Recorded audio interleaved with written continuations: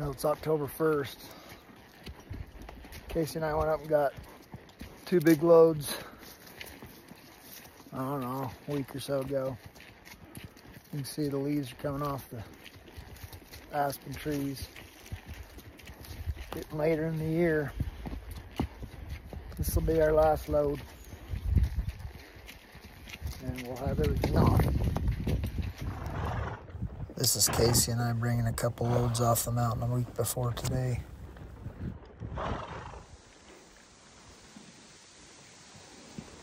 Taking a little bit of a rest as we climb this hill. Love the fall in the mountains. It's a good time to be up here. Starting to cool off a little bit. Right now it's about 1:30 in the afternoon. Nice and cool. Not too hot, not too cold. And after this hunt, it made me realize that I had a rifle that we were using that was maybe a little bit not set up for what we needed. So after I got home, I started looking into maybe getting a gun that was set up for a little bit more longer range shot. So Schaefer and I were looking around online, and I found, or Schaefer found, this Bergara rifle that looked like it was in really good shape. Came with a lot of ammo, extra stuff. The guy only wanted $600 for it all, and so I went ahead and picked it up. My plan is to go ahead and make that a long-range gun, or a longer range gun, for maybe some hunting up in this area where you need to have a little bit longer shot. Now, it used to be that we'd come up here, and the bull I killed in 2008, I shot that thing at about 70 yards. And that was before the burn, all the trees that are burned out up here now. It's just so hard to get in close. Back then you could get into those pines a little bit, sneak around, and they felt a little bit more comfortable being close to you. At least it felt safer, I guess, so you got a better shot, a little clearer shot. I guess not clearer, but a little closer shot. Now with the trees all burned out up in these canyons, I mean, I see you from a long ways away. It's tougher to get in closer to them. And so I figured I'd try to make a gun, or use a gun, build a gun, I guess, to do a little bit more longer range shooting. So I'll try to video that as I go along on this build. And it's I guess my plan is to kind of build a long range gun on a budget, because the gun that we ended up using on this hunt of my dad's was a borrowed gun. Lent to us by a friend. And it was a Fierce Arms carbon barrel. I can't remember what the scope was, but it was a really, really nice rifle. And I started looking at those, and got those $4,000 or $5,000. I don't do it enough to justify putting that much money into it. But I want to try to build something on a budget. See if it could go out to 1,000 yards or so. Not that I'll be hunting at that range, but I'd like to see if I could be accurate out that far. So I'll video that as I go, trying to figure this out on my own. I don't know a whole lot about it, but I'm doing a lot of research, talk to some friends and things, and so hopefully the end result will be something we can use.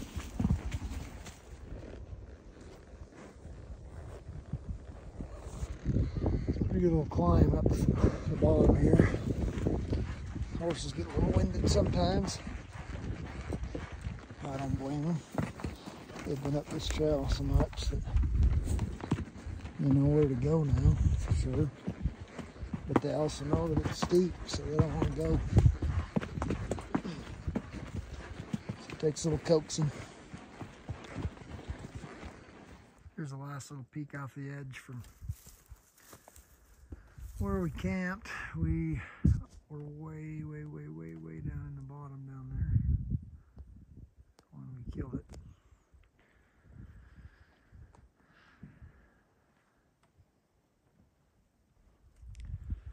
Like I said, we got most of the camp packed up. Last time we were up here, Casey and I come up, got all the tents, sleeping bags, a lot of stuff. We packed those horses tall. Tied everything down, made it off the mountain okay, but we got a little bit left yet. Right there, we just kind of packed it all up, bundled it up, stuck it there next to that tree until we can get back up. Here's our pack horse for today. His name is Storm.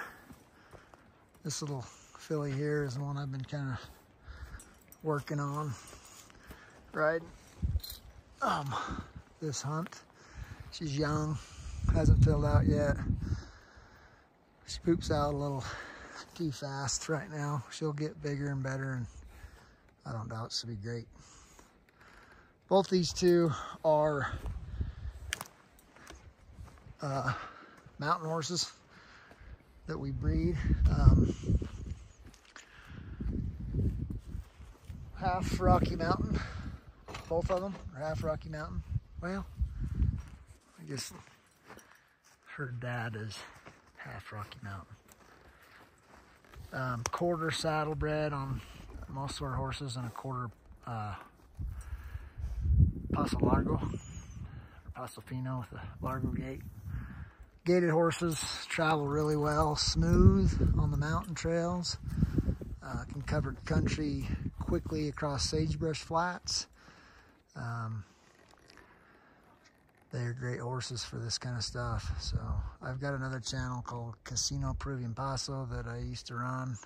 I have lots of gait demonstration videos on that if you're interested in that. But those are the kind that we breed. We don't necessarily stick to one particular breed. We look for performance and breed horses that have the traits that we like. And so these are a couple of those. Some pack better than others. Some ride better than others, but all of them are good horses, and all of them gait well, and if they didn't, we wouldn't keep them.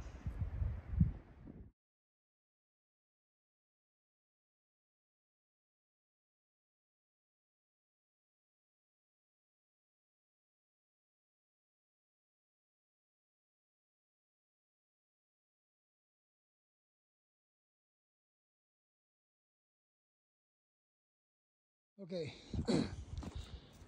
These panniers are supposed to be balanced. I'm not sure that I do have them balanced. They've got too much light stuff on this side. It may cause me trouble going down the mountain.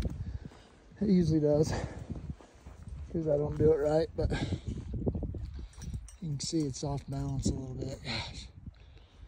But I'm gonna give it a try, because I don't want to rearrange it, and then just want to get home. Like, Casey's got a softball game, championship game in Spanish Fork tonight, and I can't be late, can't be missing it. So I'm hoping my cinch is tight enough. We tightened it up at the bottom.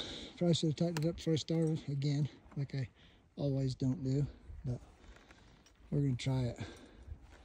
Going downhill seems to be worse than coming uphill. It seems like they shimmy back and forth a little bit more going downhill. So we'll just try to take it easy and hopefully don't lose anything. My luck, we do always lose something, and I end up having to get off horse and retie, so maybe we'll get lucky this time.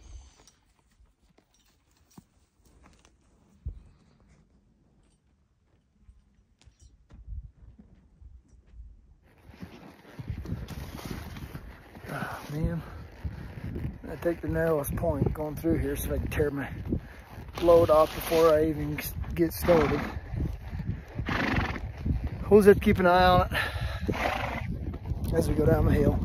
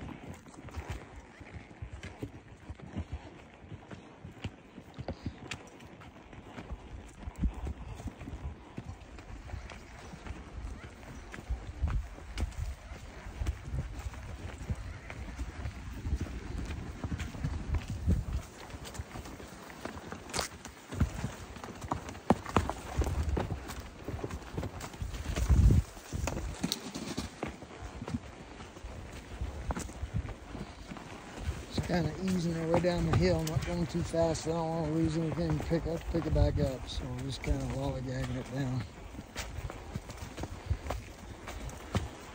Not my favorite speed, but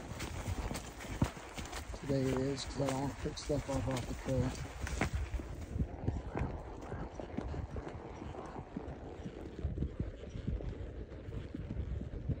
All right, we made it off the hill. And surprisingly, as far as I know, we didn't lose anything. Everything looks like it's there. So that's called luck, because I usually have something come off. I guess we went pretty slow, which was good.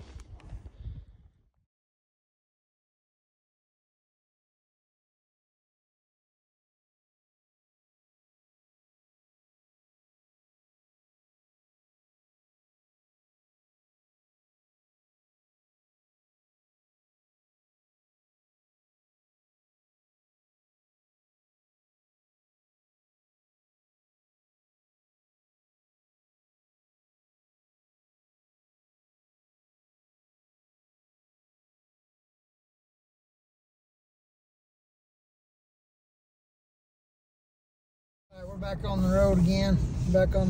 Here. I ran into an issue coming up. I don't know if you can see. Sorry.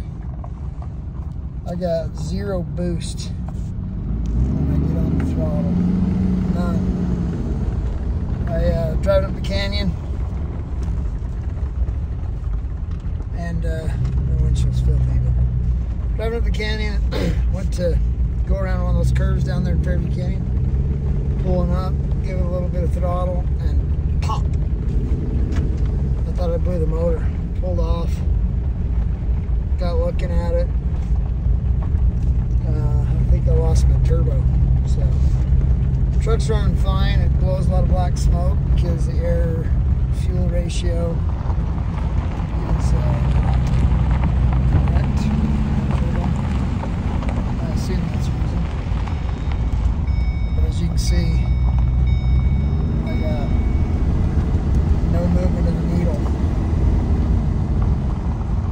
for boost, so that sucks. I guess it could be worse. I could be looking at a new motor. I don't think that's the case. The truck's running okay. Idle's fine. No knocks or pings. I just got no boost. So, not happy about that, but it could be worse. That's a lot of black smoke. It's hard to see through that filthy windshield, but a lot of blowing smoke everywhere. Unused fuel out the tailpipe.